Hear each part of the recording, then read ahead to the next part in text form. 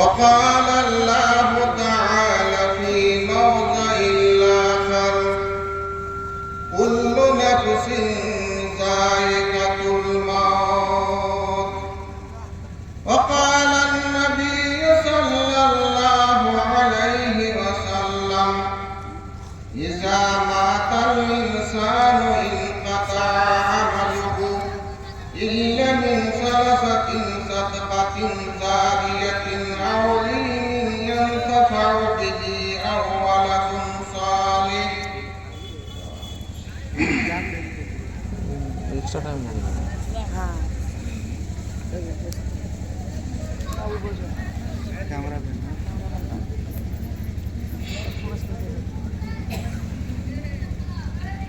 মুআজ্জাজ সামিন হযরত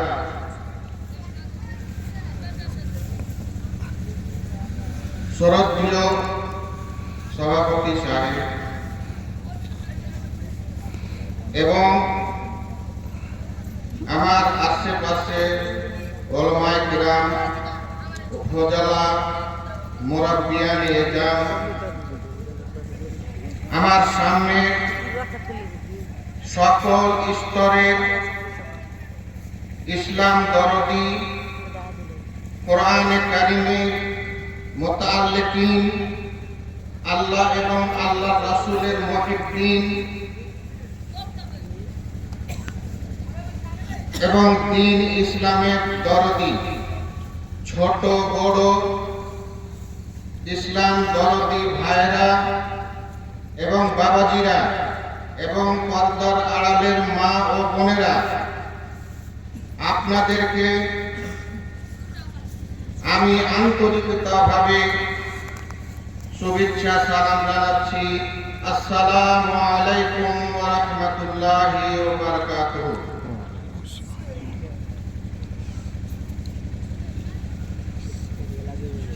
আজকে আমি খুব সংকীর্ণ সময় পেয়েছি, যার যে আয়াতটি পড়েছি সে আয়াতটিকে সামনে রেখে ইনশাআল্লাহ শেষ করব। আপনারা ধৈর্য সহকারে শুনবেন। কার লাগিয়া এত মায়া এত চোখের পানি গো বন্ধু, এত চোখের পানি, কার লাগিয়া এত মায়া এত চোখের পানি গো বন্ধু, এত চোখের পানি। সন্ধ্যা হলে ডুবে যে মেলা, সঙ্গে রবে ভবের মেলা, কেউ বা দিবে আখিরি গোসল, কেউ বা দিবে আতর সুরমাদানি, কার লাগিয়া কান্দ তুমি এতই চোখের পানি, কার লাগিয়া এত মায়া এত চোখের পানি গো বন্ধু, এত চোখের পানি।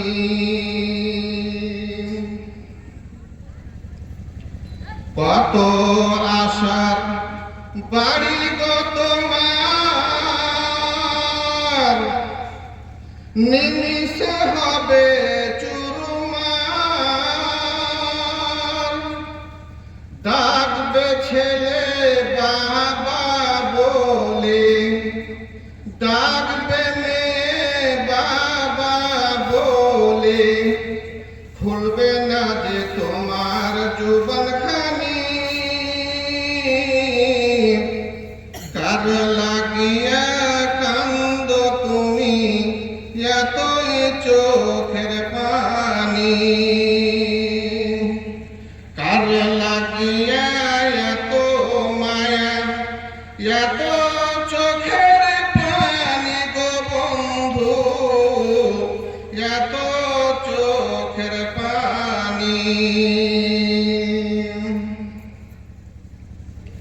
এই রঙিন পৃথিবী ছাড়িতে হইবে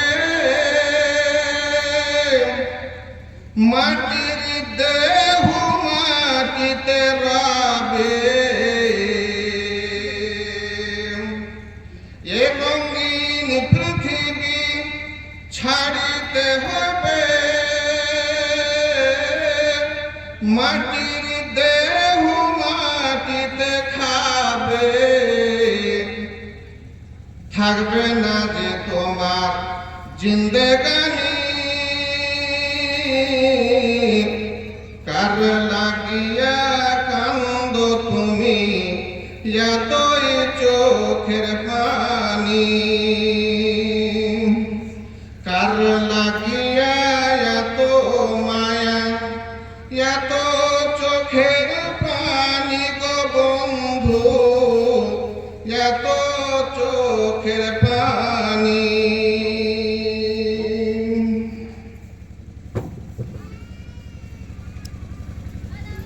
মাননীয় মুসলমান সমাজ আমাদের পাশে এখন আমি বর্তমানে দেখছি লোক সংখ্যা খুব কম তাই আপনাদের সম্মুখে আমি পবিত্র কালাম পাকের মধ্যে হইতে মাত্র দু একটি আয়াত পরিবেশন করেছি সে আয়াতগুলিকে সামনে রেখে ইনশাআল্লাহ আমার বক্তব্য শেষ করব আপনারা এ ভাঙাচোরা মাহফিলে সে কয়েকটি কথাগুলো শোনার চেষ্টা করবেন ইনশাআল্লাহ আল্লাহ যেন আমাদেরকে এই হাদিস ও কোরআনের প্রতি আমল করার তৌফিক দান করেন বলেন আল্লাহুম্মা আমিন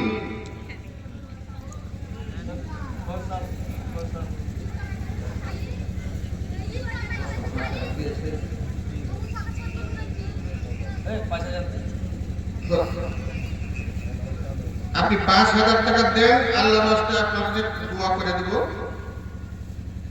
রাজি হয়ে যান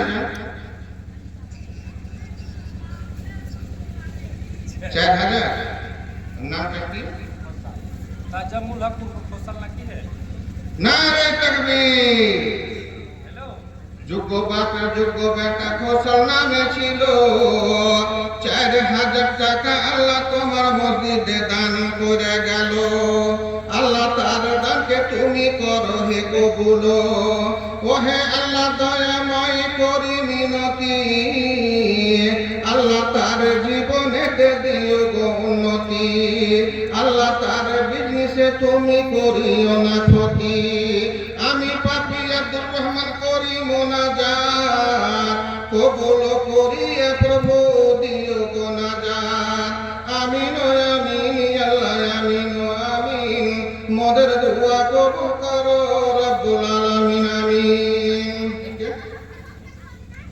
মুসলিম যোগ্য বাপের যোগ্য বেটা সালিম নামে ছিল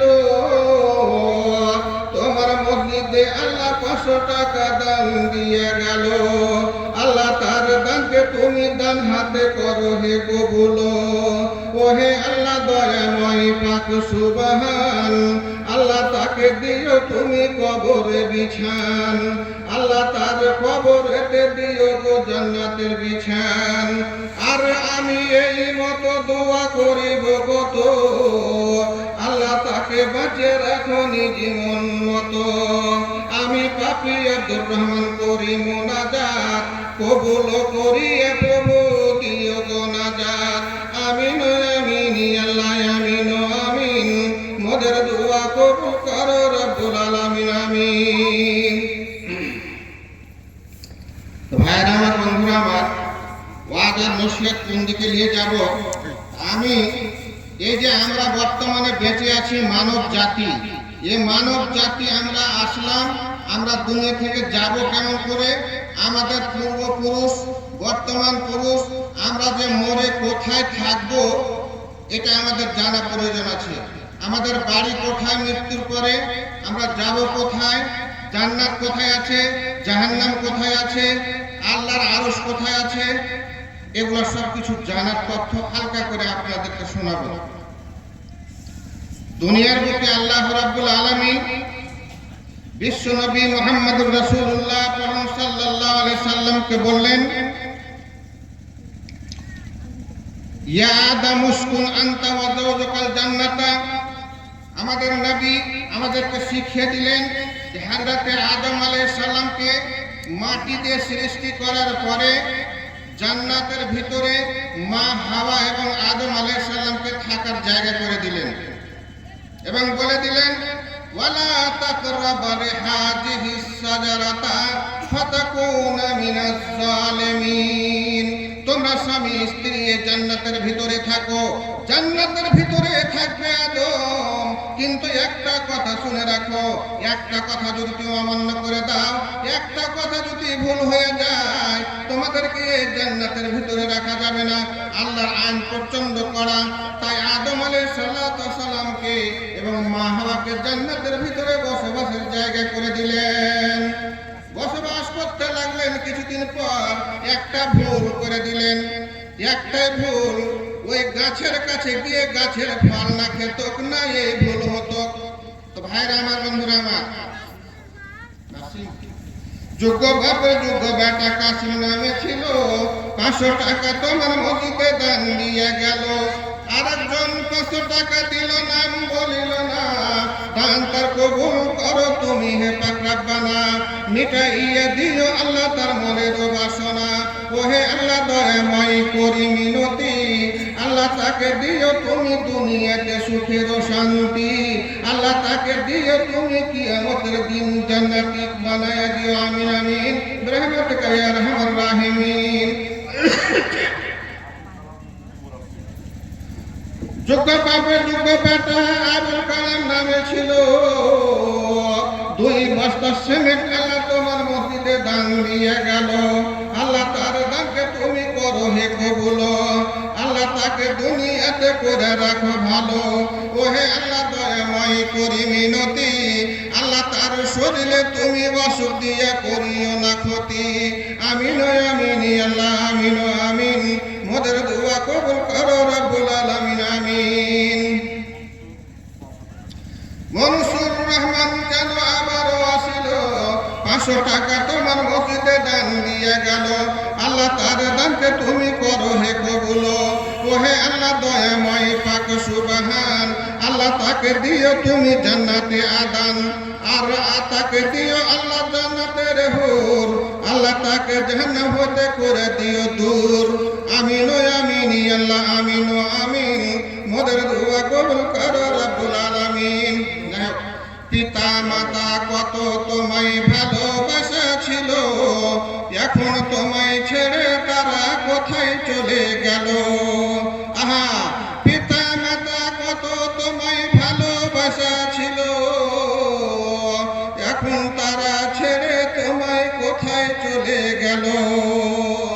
কবর কূপে পড়ে তারা হাবুডুবু খায়, তোমার দোয়া দানের দিকে শুধু চেয়ে রায়। তাদের জন্য দোয়া করো, করো কিছু দান, তোমার দোয়া দানের ফলে পাবে পরিত্রাণ। বুঝে সুঝে জীবন জপ যত মুসলমান, নইলে কিয়ামতের কোটে হবে অপমান। আল্লাহ রাব্বুল আলামিন হযরত আদম আলাইহিস সালাম মা হাওয়াকে জান্নাতে একটা ভুল করে দেওয়ার কারণে ওই দুই স্বামী স্ত্রীকে জান্নাত থেকে বের করে দিয়েছেন যে যাও তোমরা, ফাখরুজ হাওনা, আদম হাওয়া তোমরা এখন বেরিয়ে যাও। একটা ভুলের জন্য জান্নাত থেকে বের করে দেওয়া হচ্ছে। তাহলে আমরা কত কত আজকে পৃথিবীতে ভুল করছি, আমাদের কি হতে পারে। হযরত আদম আলাইহিস সালাম ওই জান্নাতের গেটে আর মা হাওয়া দুজন মিলে একসঙ্গে কাঁদতে শুরু করলেন। কাঁদতে কাঁদতে কেঁদে চলে যায়, কেঁদে চলে যায়। আল্লাহকে বলে, আল্লাহ গো তুমি ক্ষমা করে দাও। রব্বানা যালামনা আনফুসানা ওয়া ইল্লাম তাগফির লানা ওয়া তারহামনা লানাকুনান্না মিনাল খাসিরিন। এই কথাটা বলে কাঁদতে কাঁদতে কাঁদতে থাকে, কোনো কান্না চুপাতে কেউ পারে না।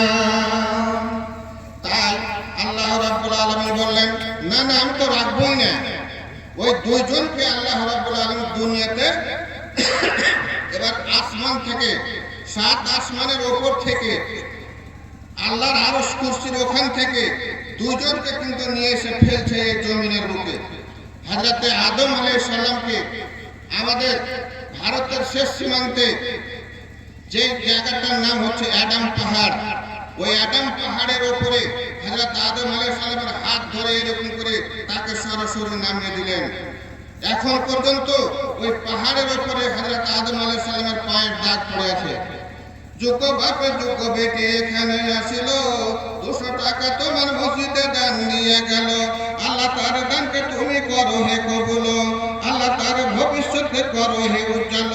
সেই যদি থাকে আল্লাহ কোন কষ্টতে, সরাইয়া দিও আল্লাহ এ দানের বদলেতে। আমিন আমিন আল্লাহ আমিন আমিন, মোদের দোয়া কবুল করো রব্বুল আলামিন আমিন। আমি একটু বলে যাচ্ছি, হযরত আদম আলাইহিস সালামকে ওই অ্যাডাম পাহাড়ের উপরে নামিয়ে দিলেন। এখন পর্যন্ত তার পায়ের দাগ আছে অ্যাডাম পাহাড়ে। ওই পাহাড়ে নেমে গেলেন। পৃথিবীর বুকে কোনো মানুষজন কেউ নাই, ওই সময় কেউ নাই, শুধু বাঘ ভালুক জন্তু আছে, আর শীত আর কোনো কিচ্ছু নাই দুনিয়াতে। মানুষজন কিছু নাই, একাই তিনি প্রথম মানুষ। অ্যাডাম পাহাড়ে নামার পরে আস্তে আস্তে করে হযরত আদম আলাইহিস সালাম দিকে নামলেন। লোহিত সাগরের পাশে বিশাল বড় বড় পাহাড় আছে ভাইরা আমার, বন্ধুরা আমার। ওই পাহাড়ে আস্তে আস্তে করে আদম আলাইহিস সালাম নামতে নামতে নেমে গেলেন। কোন দিকে যে যাবে কোনো রাস্তা খোঁজ পাচ্ছে না, শুধু সাদা হয়ে আছে চতুর্দিক। আদম আলাইহিস সালাম নেমে কোন দিকে যাবো আর কোন দিকে রাস্তা, কোন দিকে ঘাট, বিশাল সমুদ্র লোহিত সাগর। ওই সাগরে পানি পানি লাগলো হাঁটতে আদম আলাইহিস সালাম, কানা কানা হাঁটতে লাগলো। আদম আলাইহিস সালামের হাত কত দূর বানিয়েছিলেন আল্লাহ পাক? 60 হাত লম্বা। তো যদি 10 ফিট 15 ফিট পানি যদি হয়ে যায় তো আর কিছুই হবে না।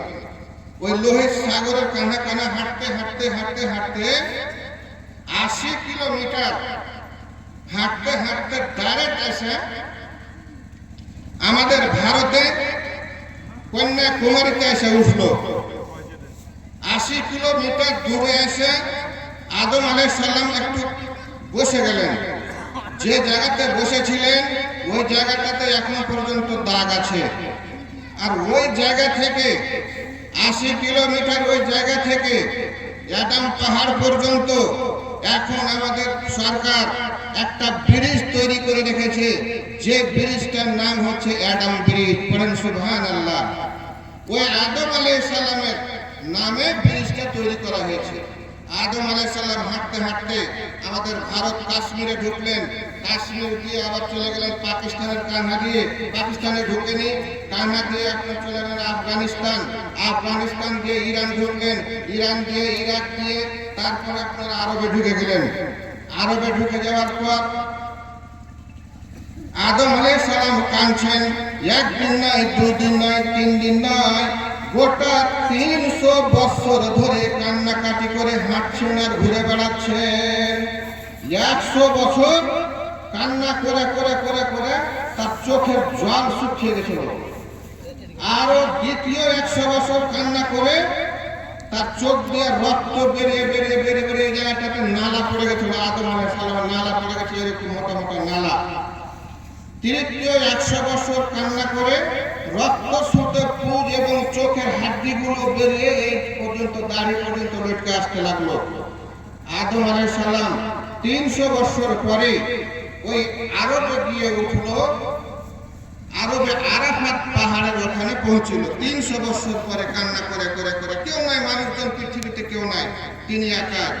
আর মা হাওয়াকে হাত ধরে ফেরেশতারা নামিয়েছিলেন জিদ্দা পাহাড়ে। মা হাওয়া জিদ্দা পাহাড় থেকে নেমে যারা হজ করতে যাচ্ছেন তারা সব দেখতে পারেন। আমি খুঁটিনাটি করে বলতে পারি ইনশাআল্লাহ, চুল চেরা করে একটা একটা করে আমি খুঁটি খুঁটি করে গোটা কোরআন মাজিদের একদিক থেকে আমি আপনাকে বুঝিয়ে দিতে পারবো ইনশাআল্লাহ আজিজ। ওই মা হাওয়াকে জিদ্দা পাহাড়ে নামিয়ে দিলেন। মা হাওয়া এদিক দিয়ে লাগলে ঘুরতে ঘুরতে ঘুরতে ঘুরতে ঘুরে বেড়াচ্ছেন। 300 বছর ধরে মা হাওয়া ঘুরছেন, এদিকে আদম আলাইহিস সালাম ঘুরছেন। আদম আলাইহিস সালাম হাঁটতে হাঁটতে ঘুরতে ঘুরতে ওই আরাফাত পাহাড়ের কাছে এসে বলছে আর কত ঘুরবো, আর পাহাড় তো যেমন তেমন না, বিশাল বিশাল পাহাড়, মনে হচ্ছে যে আকাশ ছোঁয়া পাহাড় আছে, আকাশে ঠেকে আছে, এত বড় বড় পাহাড়। ওই আরাফাত পাহাড়ে এক পা দু পা করে আদম আলাইহিস সালাম উঠলেন। আর পূর্ব দিক থেকে দেখছে মা হাওয়া আলাইহিস সালাম, উনিও চলে আসছেন। ওই দুইজনের একসঙ্গে দেখা হলো। ওই দেখাটার নাম হচ্ছে আরাফাত পাহাড়। ওখান করে আল্লাহ ওদের কান্নার 300 বছর পর দোয়াটা কবুল করলেন। ওই দোয়াটা হলো কি, রাব্বানা যালামনা আনফুসানা ওয়া ইল্লাম তাগফির লানা ওয়া তারহামনা লানাকুনান্না মিনাল খাসিরিন। এই দোয়াটার বরকতে আল্লাহ রাব্বুল আলামিন মা হাওয়া আদম আলাইহিস সালামকে ক্ষমা করে দিলেন এবং ওই আরাফাতের ময়দানে দুজনের সঙ্গে দেখা হয়ে গেল। তারপরে হযরতে আদম আলাইহিস সালাম মা হাওয়া ওই ময়দানে 2 রাকাত নামাজ আদায় করলেন। এখন পর্যন্ত হাজিরা হজ করতে যাবে, আরাফাতের ময়দানে 2 রাকাত নামাজ না পড়লে তাদের হজ কবুল হবে না। ওই আদম আলাইহিস সালাম ওখানে 2 রাকাত করেছেন, ওই জন্য সেদিন থেকে কিয়ামত পর্যন্ত ওখানে 2 রাকাত মানুষকে নামাজ পড়তে হবে। এই দিন যায় বছর যায়, দিন যায় বছর যায়, যেতে যেতে যেতে অনেক দিন হয়ে গেল, প্রচুর মানুষ জন্মিল। আরো 500 বছর পর আদম আলাইহিস সালামের মৃত্যু হচ্ছে, আমি শর্টে বলছি, আদম আলাইহিস সালামের মৃত্যু হচ্ছে ওখানে। তো মৃত্যুর সময় 60 হাত লম্বা দেহ, তার বেটা, 2 জন বেটা বাবার কাছে সব সময় থাকে। ওই বেটারা ভাবছে যে এখন বাবার কবরটা দিব কোথায়, আদম আলাইহিস সালামের আদম বাবা আমাদের কবর দিব কোথায়? 60 হাত লম্বা মানুষ, আর পাহাড় খোঁড়া অসম্ভব, ছোট মোটো হয় কোদল দিয়ে আর কিছু দিয়ে খোঁড়া হয়, 60 হাতের মানুষ অত বড় কবর খোঁড়া কি সম্ভব? তারপরে করলেন কি, ওই পাহাড় আবু কোবাস এবং আরো একটি পাহাড় আছে, 2টি পাহাড়ের মধ্যখানে একটা বিশাল ফাটা আছে, এখনো ফাটাটা ধরা আছে। ওই ফাটার ভিতরে হযরতে আদম আলাইহিস সালামকে কাফন দাফন করে ওর ভিতরে কবর দিয়ে দিলেন, দিয়ে কোন রকম ঢেকে কবর দেওয়া হয়ে গেল। এবার থাক এখানে আদম আলাইহিস সালাম মৃত্যু হয়ে গেল। মৃত্যু কেন হলো? আল্লাহ রাব্বুল আলামিন বলেছে, আদম তুমি আমার কথা শুনোনি, না তো চিরস্থায়ী চিরজীবন আজীবন জান্নাতে তোমরা বাস করতে, আমরা সব বাস করতাম। ওই একটা ভুলের জন্য দুনিয়াতে তাকে শাস্তি দেওয়া হলো এবং এই শাস্তি হলো তার মৃত্যুবরণ করতে হবে। এবারে হযরত আদম আলাইহিস সালাম দুনিয়া থেকে শেষ। তারপর এবার এই দুনিয়ার বুকে আমাদের কিন্তু মরতে হবে। কিছুদিন পরে হযরতে নূহ আলাইহিস সালাম, ওই সময়টা কিন্তু বিশাল একটা বন্যা এলো দেশে, দেশ দুনিয়াকে রাখবে না, কাফেরেরা অত্যাচার করতে লাগলো দেশে, এমন অত্যাচার যে তার অত্যাচার থামা যায় না। কোরআন মাজিদকে অপমান বা দিন দুনিয়া কিছু অপমান, সব অপমান শুরু হয়ে গেল, নবীকে ভালোবাসতে চায় না কেউ। তারপর আল্লাহ রাব্বুল আলামিন নূহ আলাইহিস সালামকে বললেন, হে নূহ তুমি তাড়াতাড়ি করে একটা বিশাল নৌকা তৈরি করো। সে নৌকাকে তৈরি করলেন। নৌকাকে তৈরি করার পর যতগুলো জনসাধারণ ছিল, লোকজন ছিল, সবকে তো নৌকাতে উঠে নিলেন। ঝড় তুফান আরম্ভ হয়ে গেল, একবারে এমন তুফান, এমন বৃষ্টির, এমন পানি, বন্যা যে চলে যায় পাহাড়ের গলা গলা পর্যন্ত সে জল চলে এলো। কোনো মানুষজন নাই, সব আস্তে আস্তে ধ্বংস হতে হতে হতে হতে সব ধ্বংস শেষ। ওই পাহাড়ের সঙ্গে সঙ্গে আস্তে আস্তে করে চলে আসছে নৌকাটা। না রে তাকবীর, যুগ বাপে যুগ বেটা ইসরাইল নামে ছিল, 1 কুইন্টাল আর 200 টাকা তোমার মসজিদে দান দিয়ে গেল।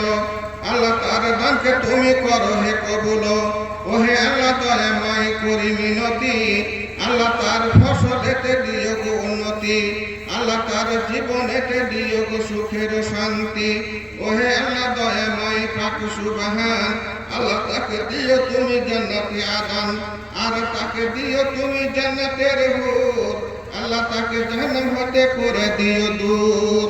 আমি পাপী আব্দুর রহমান করি মোনাজাত, কবুল করিয়া প্রভু দিও মোনাজাত।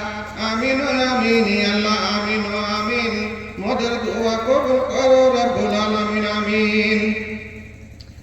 হযরতে নূহ আলাইহিস সালাম নৌকা নিয়ে এই নৌকা পানির ভিতরে ভাসতে ভাসতে ভাসতে ভাসতে ভাসতে এসে ওই মক্কার ওখানে পৌঁছিল।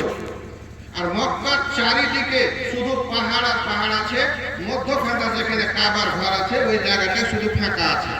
ওই পানির স্রোতে ওই নৌকা লাগলো ঘুরতে, ঘুরতে আছে ওর পিছনে, পানির পিছনে লাড়া পুয়াল ঘাস পাত গাছের পাত এগুলো সব পানির সঙ্গে সঙ্গে ঘুরছে।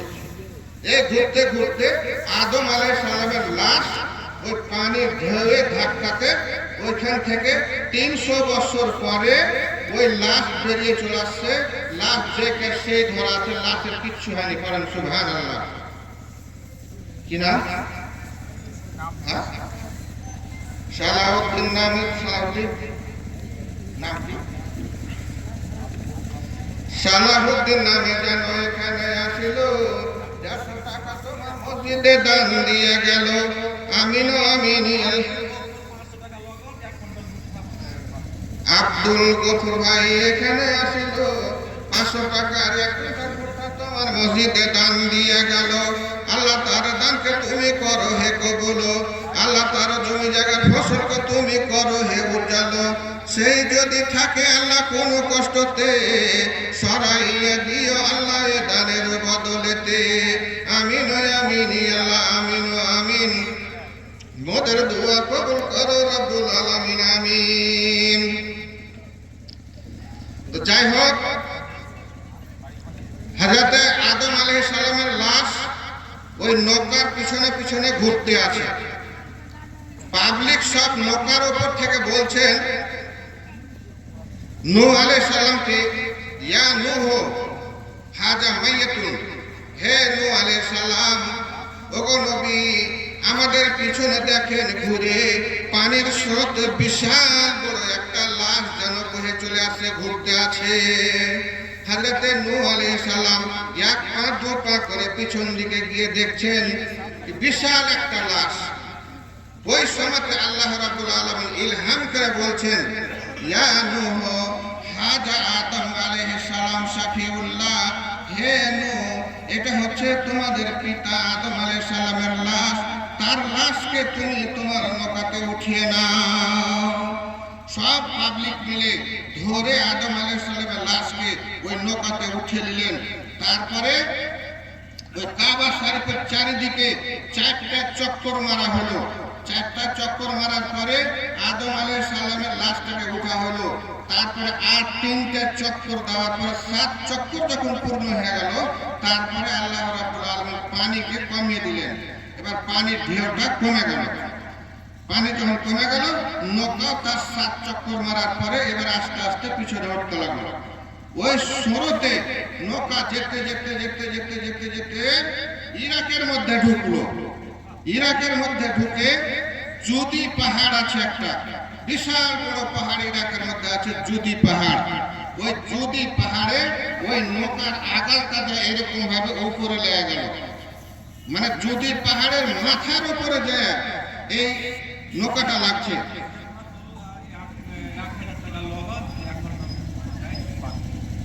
শেফাতুল্লাহ নামে যেন এখানে তো ছিল 1000 টাকার এক কুইন্টাল ভুট্টা আল্লাহ তোমার মসজিদে দান দিয়ে গেল। আল্লাহ তার দানকে তুমি করো হে কবুল, আল্লাহ তার শরীর স্বাস্থ্যকে তুমি করে রাখো ভালো। সেই যদি থাকে আল্লাহ কোনো কষ্টতে, সরাইয়া দাও আল্লাহ এ দানের বদলেতে। আমি পাপী আব্দুর রহমান করি মোনাজাত, কবুল করিয়া প্রভু দিও গোনাজাত। আমিন আমিন আল্লাহ আমিন আমিন, মোদের দোয়া কবুল করো রব্বুল আলামিন আমিন। তারপরে ওই নৌকাটি যদি পাহাড়ের মাথাতে লেগে গেল, আর তার পিছনটা কিন্তু পাহাড়ের নিচে লেগে থাকলো। আদম আলাইহিস সালামের লাশকে নামিয়ে নূহ আলাইহিস সালাম আর লক্ষ লক্ষ মানুষ, লাখ লাখ মানুষ সব নৌকাতে ছিল, সবাই মিলে নেমে পড়লো। চতুর্দিকে জল, আর ওই জায়গাটা শুকনা জায়গা। ওই জায়গাটা নামার পরে আদম আলাইহিস সালামের মাটি কোন জায়গায় দেওয়া হবে? 1 নম্বর কবর হয়েছিল মক্কার পাশে আবু কুবাইস পাহাড়ের মধ্যখানে। ওখান থেকে পানির ঢেউয়ে সে লাশকে বের করে দেওয়া হলো। এবার দ্বিতীয়বার লাশকে নূহ আলাইহিস সালাম নিয়ে আসলেন ইরাকের মধ্যে জিদ্দা পাহাড়ে নিয়ে এসে ওখানে নামার পরে আদম আলাইহিস সালামের মাটি কবর তার ওখানে হচ্ছে। সেই জায়গাটা বিশাল একটা বাজার আছে এখন বর্তমানে। ওই বাজারের এক সাইডে আদম আলাইহিস সালামের কবর দেওয়া হয়েছে এবং জনসাধারণকে নূহ আলাইহিস সালাম বললেন, হে আমার উম্মতেরা, তোমরা শুনে রাখো, জেনে রাখো, আমার মৃত্যুর পরে আমার যেন লাশটির কবর দেওয়া হয় আদম আলাইহিস সালাম, আমার পিতা আদম আলাইহিস সালামের পাশে। তাই নূহ আলাইহিস সালামের কবর, হযরত আদম আলাইহিস সালামের কবর এক জায়গাতে ইরাকের মাঠে জুদি পাহাড়ের পাশে বর্তমানে দেওয়া আছে। আপনারা দেখে আসবেন। এইভাবে ভাইরা আমার, বন্ধুরা আমার, একটা করে 1,24,000 কোন নবীর কবর কোন জায়গাতে আছে ইনশাআল্লাহ আমি সব বলে দেব। বলার সময় নাই, লোকজন নাই, কোনটা নবী কোন জাহানে কবর দেওয়া হয়েছে, কিভাবে তাদের মৃত্যু হয়েছে, সবকিছু বলার মতন আল্লাহ আমাকে দিয়ে দিয়েছে। যাই হোক, সময় নাই, আমি এখন বর্তমানে চলে আসছি। আমাদের মৃত্যু হবে। আমাদের মৃত্যু কেমন হবে জানেন?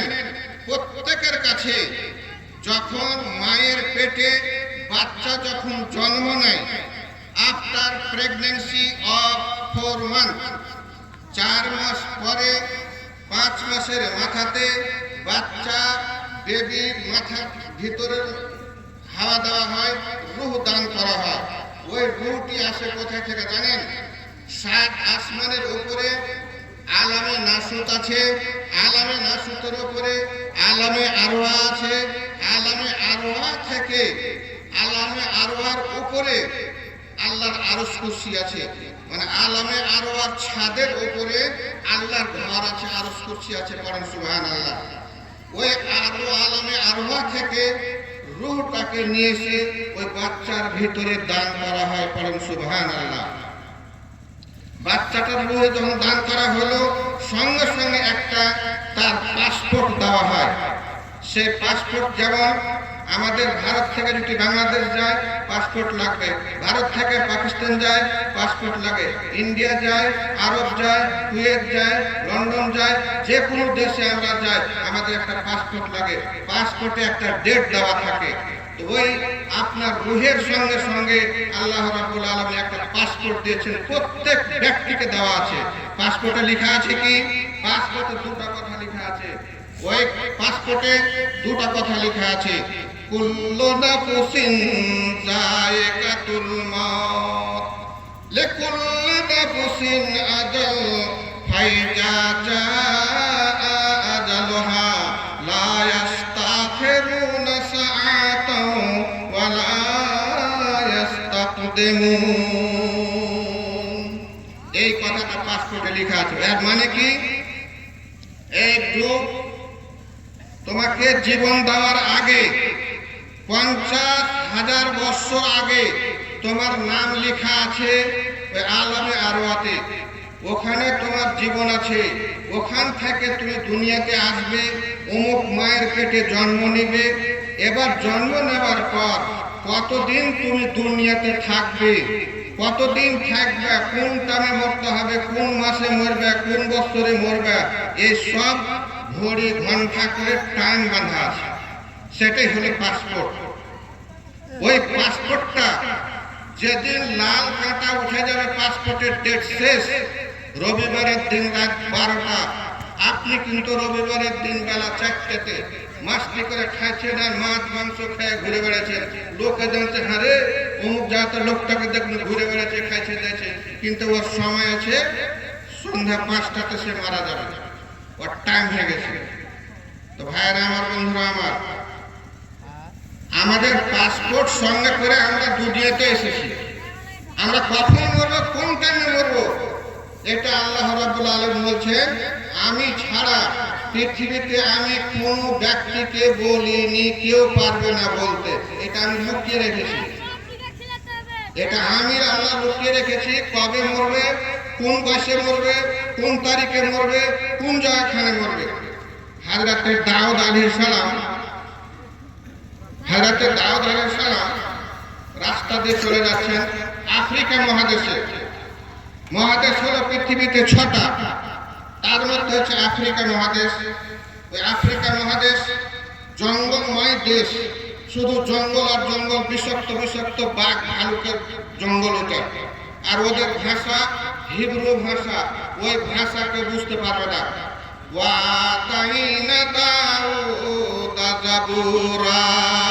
আল্লাহ কোরআন মাজিদে বলে দিয়েছেন, আমি দাউদ নবীকে জবুর দিয়ে পাঠিয়েছি দুনিয়ার বুকে গো।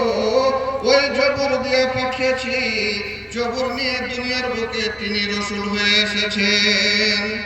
তো ভাইরা আমার, বন্ধুরা আমার, আজকে ওই পাসপোর্ট, ওই দাউদ আলাইহিস সালাম একদিন রাস্তা ধরে চলে যাচ্ছে হেদায়েতের জন্য, পাহাড়ের কাঁধা কাঁধা রাস্তা দিয়ে চলে যাচ্ছে।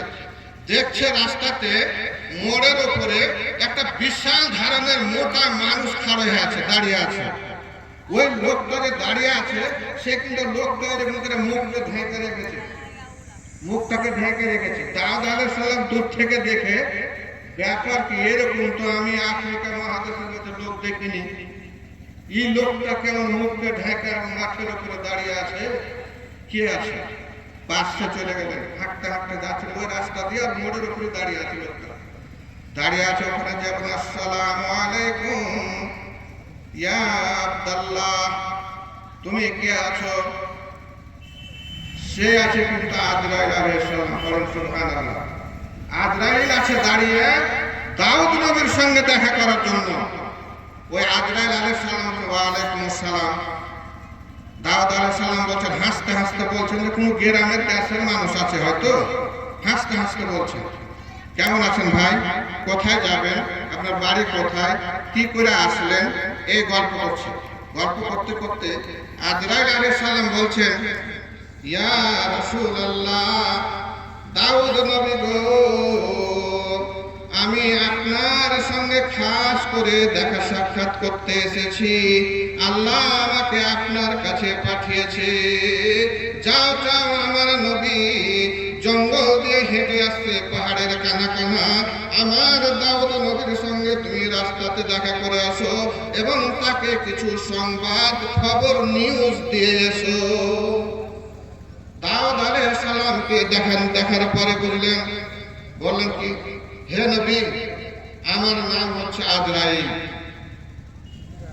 যেমনই আজরাইল আলাইহিস সালাম বলেছেন, দাউদ নবী কাঁপতে শুরু করে দিয়েছেন, থরথর থরথর করে কাঁপছেন, আর চোখ দিয়ে জল পড়তে আরম্ভ হয়েছে। নবী, হে নবী গো, তুমি কেন না, কেন না, আমি আল্লাহর পক্ষ থেকে শুধু দেখা সাক্ষাতের জন্য এসেছি, আপনার জান কবজ করতে আসি নাই। তাহলে ভাই আজরাইল, আমার একটা কথা শুন ভাই, আমি যে মরবো, আমার মরার আগে, আধ ঘন্টা না হলে 10 দিন আগে, নাহলে 1 মাস আগে আমাকে একটু খবর দিয়ে যায়, চিঠিতে দিয়ে যায় যে তোমার 10 দিন পর এত বেলাতে এত সময়তে মৃত্যু হবে, আমাকে একটু জানিয়ে দিও। হ্যাঁ ঠিক আছে, জানিয়ে যাবো। এই একদিন করে যেতে যেতে যেতে যেতে গোটা 300 বছর পার হয়ে গেল, 30 বছর পার হয়ে গেল। পার হয়ে যাওয়ার পরে আবার দাউদ আলাইহিস সালামের কাছে ওই আজরাইল চলে আসছে। আজরাইল এসে বলছে, আসসালামু আলাইকুম ইয়া রাসূলুল্লাহ, নবী হে, আপনি যে ডেকেছিলেন, আজকে শেষবার দেখা করার জন্য আপনার কাছে এসেছি, আপনার সঙ্গে আর দেখা সাক্ষাৎ হবে না। দাউদ আলাইহিস সালাম বলছেন, ও ভাই আজরাইল, তোমাকে যে আমি বলেছিলাম 10 দিন না হলে 1 মাস আগে আমাকে চিঠি দিয়ে যাবা, চিঠিটা আমাকে দিতে হলে আমাকে না হলেও কিছু জানিয়ে যাবা। আমি জানাতে বলেছি, তুমি জানাওনি। তখন বলছেন কি, হ্যাঁ জানাইনি, তোমাকে জানিয়েছি আমি অনেকবার জানিয়েছি, তুমি বুঝে দেখো। শিশুকাল গেল যৌবন কাল গেল, হায় রে শিশুকাল গেল যৌবন কাল গেল, হায় রে চুলগুলো পেকেছে হঠাৎ করে শুনবি রে ভাই, কাকে আমার মহরণ হয়েছে। আহা আর দাঁত রে শিশুকাল গেল যৌবন কাল গেল, মাঞ্জা বাঁকা হয়েছে হঠাৎ করে শুনবি রে ভাই, কাকে আমার মরণ হয়েছে। আত্মীয় স্বজন বন্ধু বান্ধব, আত্মীয় স্বজন বন্ধু বান্ধব, স্ত্রী পুত্র ভাই, ভেবে দেখো মরার সময় আপন কেহ নাই রে, আপন কেহ নাই।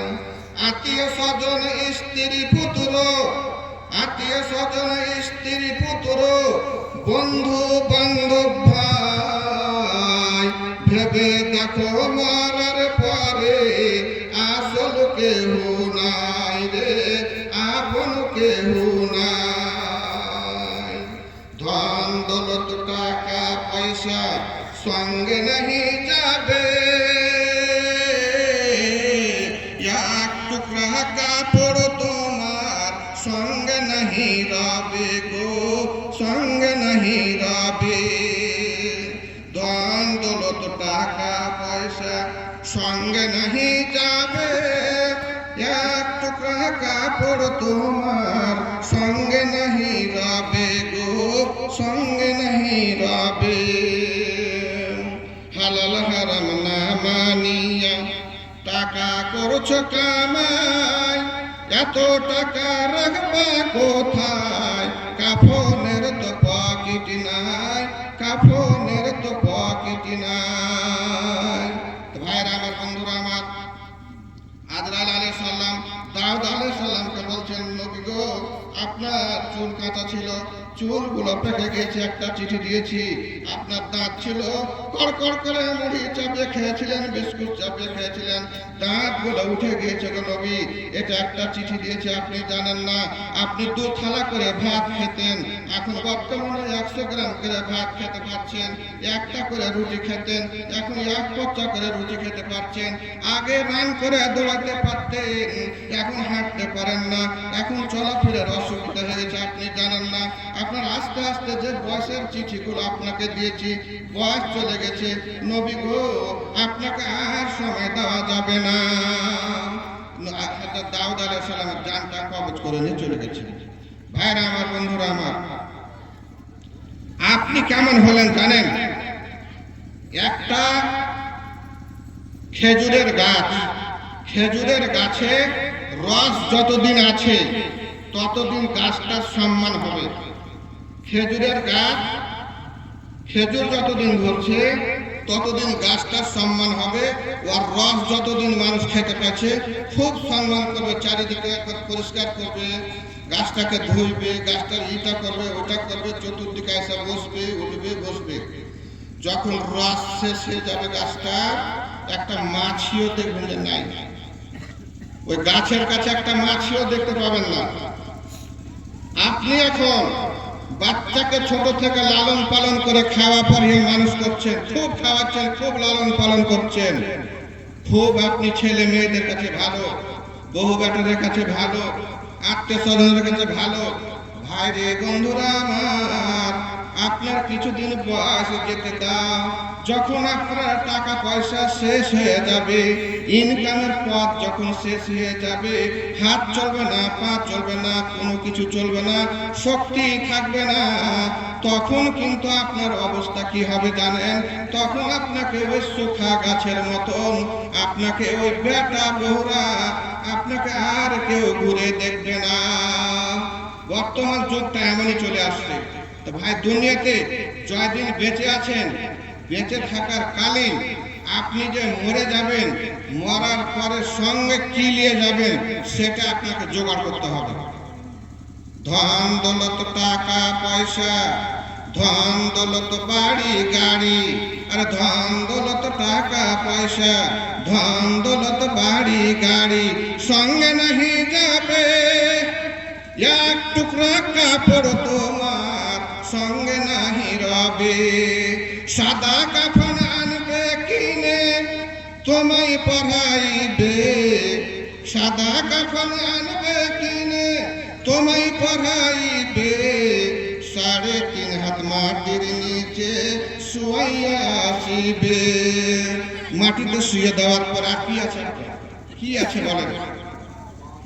ছেলে যাবে না, মেয়ে যাবে না, স্ত্রী যাবে না, গ্রাম যাবে না, কোনো লোক যাবে না। হাজার হাজার মানুষ ঘুরছে ভাইরা আমার, বন্ধুরা আমার।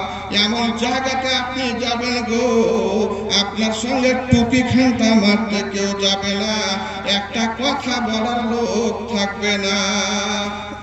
একবারই অন্ধকার ঘরে গেলেন, ওই ঘরের ভিতরে আপনি ঢুকে আছেন। ঘরের ভিতরে ঢুকে আছেন তো আল্লাহ কি বলছে জানেন? আল কাবর আল মাইয়াত আউয়ালু মানজিলিন মিন মানাজিলিল আখিরাতে। আল্লাহর নবী বলছেন যে কবর হচ্ছে প্রথম থানা সব আখিরাতের পোস্ট অফিসের মধ্যে, আখিরাতের সব থানার মধ্যে প্রথম থানা হচ্ছে মানুষের কবর। ওই কবরে যদি, ওই থানাতে যদি আপনি পাস করতে পারেন তাহলে আপনার কপালে খুব ভালো, একবারে সরাসরি আপনি জান্নাতে চলে যাবেন। আর যদি পাস করতে না পারেন খুব মুশকিল হয়ে যাবে। আপনি শুয়ে আছেন, এক ওয়াক্ত নামাজ আদায় করেন না, রোজা নাই, নামাজ নাই, আপনার ভিতরে আল্লাহ বলে কোনো বিশ্বাসই নাই। চুরি করছেন, ডাকাতি করছেন, জেনা করছেন, সুদ খাইছেন, ঢোল বাজাচ্ছেন, গান গাইছেন। গান গাইতে কত ওস্তাদ এখন জানো? একটা দুটি ঢোল বাজছে, 1000 রকম করে সেন বাজছে। ছোট সখীকে পার করিব লিব আনা, আর ছোট সখীকে পার করিব লিব আনা, আর বড় সখীকে পার করিব লিব কানের সোনা সখী গো। ও প্রেমের ঘাটের মাঝি তোমার কাছে পয়সা নিব না। আস্তাগফিরুল্লাহ পড়েন। তো ভাইরা আমার, বন্ধুরা আমার, গানে মত্ত হয়ে গেছে মানুষ। দুনিয়াকে ছেড়ে দিয়ে, আল্লাহর হুকুমকে ছেড়ে দিয়ে গানে বাজনাতে যদি মত্ত হয়ে যান, আপনার কি হবে জানেন? আপনি শুয়ে আছেন, আজরাইল চলে আসলো।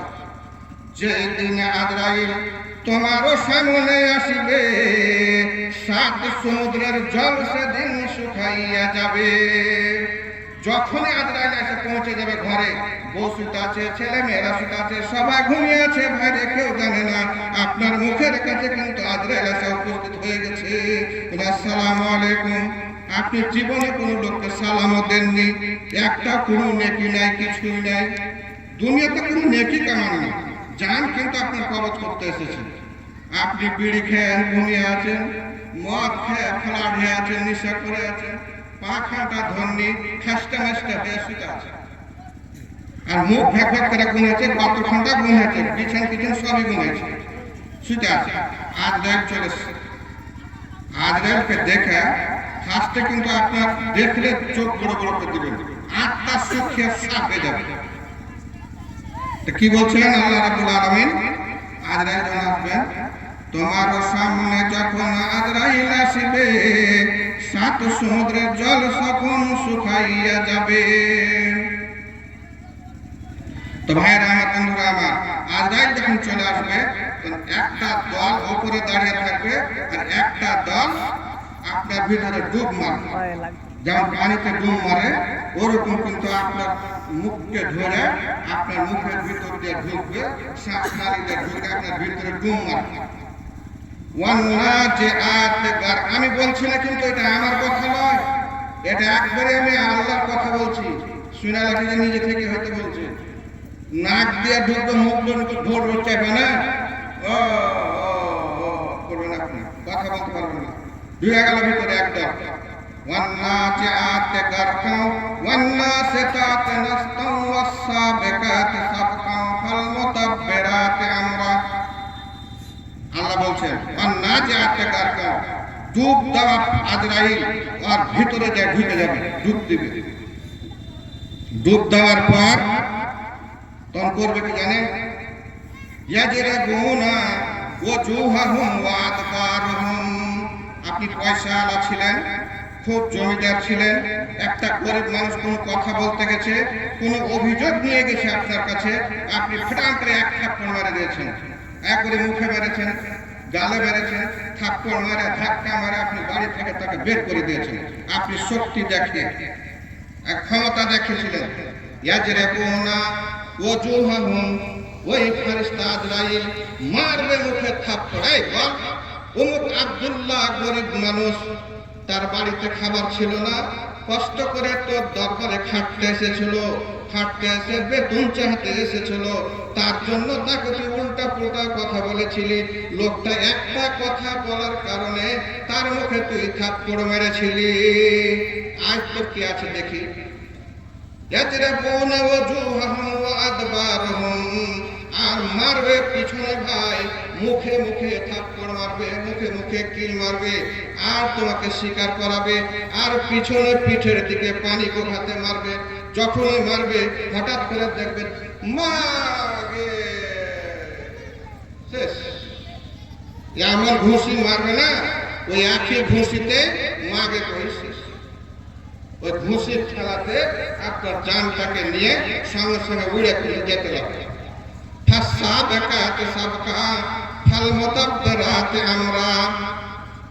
এই আসমান থেকে, জমিন থেকে আকাশ পর্যন্ত লক্ষ লক্ষ কোটি কোটি ফেরেশতা, ওদের কাজ হলো কি? শুধু এই যে উড়া, ওদের কাজ হলো শুধু উড়া কাজ। ওদেরকে বলা আছে তোমরা এই দুনিয়াতে যতদিন মানুষ আছে তখন থেকে নিয়ে কিয়ামত পর্যন্ত তোমরা আকাশের মধ্যখানে ফেজাতে তোমরা শুধু উঠতে থাকো আর তোমরা সহযোগিতা করতে থাকো। একটা আজরাইলের সহযোগিতা ফেরেশতা ৭৭,০০০-এরও বেশি আছে। তো আজরাইল আলাইহিস সালাম আপনার ওই বেনামাজি লোকটার, বেমান লোকটার, যে আল্লাহর সঙ্গে বেমানি করেছে, শয়তানি করেছে, আল্লাহর এবং আল্লাহর রাসূলের কথা মানেনি। আল্লাহ নবী বলছেন কি? লা কুল্লু উম্মাতিন ইয়াদখুলুনাল জান্নাতা, কুল্লু উম্মাতিন ইয়াদখুলুনাল জান্নাতা ইল্লা মান আবা। আমার যত উম্মত আছে পৃথিবীতে সব জান্নাতে যাবে, কিন্তু যারা বেমানি করেছে, যারা শয়তানি করেছে, যারা আল্লাহ এবং আল্লাহ রাসূলকে মানেনি, তারা জান্নাতে যাবে না। যারা বাপ মার কথা শুনেনি, বাপ মার হক আদায় করেনি, পাড়া প্রতিবেশী কষ্ট দিয়েছে, এক অপরের মানুষের হাল চাষ করে হোক, আইল কেটে হোক, জমিকে দখল করে নিয়েছে, এক অপর মানুষকে হত্যা করেছে, কেটে ফেলেছে, এই সব লোক সারা জীবন ধরে সুদ খেয়েছে, হারাম পন্থাতে ব্যবসা করে নিজের জীবন যাপন করে নিজের দেহ তৈরি করেছে, এই ধরনের লোক তারা কখনোই, আল্লাহ নবী বলছে, জান্নাতে যাবে না। এই সব লোক জান্নাতে যাবে না। আমি বলছি না কুল্লু উম্মাতিন ইয়াদখুলুনাল জান্নাতা ইল্লা মান আবা। তো ভাইরা আমার, বন্ধুরা আমার, আমরা কি জান্নাত এবং জাহান্নাম যাওয়ার জন্য কিছু প্রস্তুত করতে হবে। ওই যে বেনামাজি লোকটার জানকে নিয়ে এবার ফেরেশতাকে দিয়েছে, ওই ফেরেশতা ওর হাতে, ওর হাত থেকে ওর হাতে, এই করতে করতে নিচে আকাশে যায় পৌঁছে গেছে। আকাশে যায় দরজার কড়া লড়াচ্ছে, হ্যালো হ্যালো। তখন ফেরেশতা গেটে বলছে আকাশে, মানান্তা মানান্তা। তখন ইনি বলছেন, আনা জিবরাইল আলাইহিস সালাম, মা হুয়া মা ফালতা হাজা। এনে কি করতে আসলে? এই যে ফালানি ফালানি বেমা ফালতা হাজা। তখন বলছে, এটা কে? তুমি কাকে নিয়ে এসেছো? তখন আজরাইল আলাইহিস সালাম বলছেন, ফলানি ফলানি, অমুকের বেটা অমুক, অমুক লোককে অমুক জায়গা থেকে, অমুক গ্রাম থেকে, অমুক ঘর থেকে আমি তার জান কবজ করে নিয়ে এসেছি। ওই গেটম্যান ফেরেশতা তখন বলবে, লানাতুল্লাহি আলাইহি ওয়া লানা ওয়া গাযাবাল্লাহি আলাইহি ওয়া লানাতুল্লাহি আলাইহি কুল্লু ইনসানিন। আল্লাহ রাব্বুল আলামিনের লানত ওই ব্যক্তির উপরে যার তুমি লাশকে দুনিয়াতে রেখে তার জানটাকে নিয়ে এসেছো। আল্লাহর গজব হোক তার উপরে এবং সারা পৃথিবীর এবং ফারিস্তার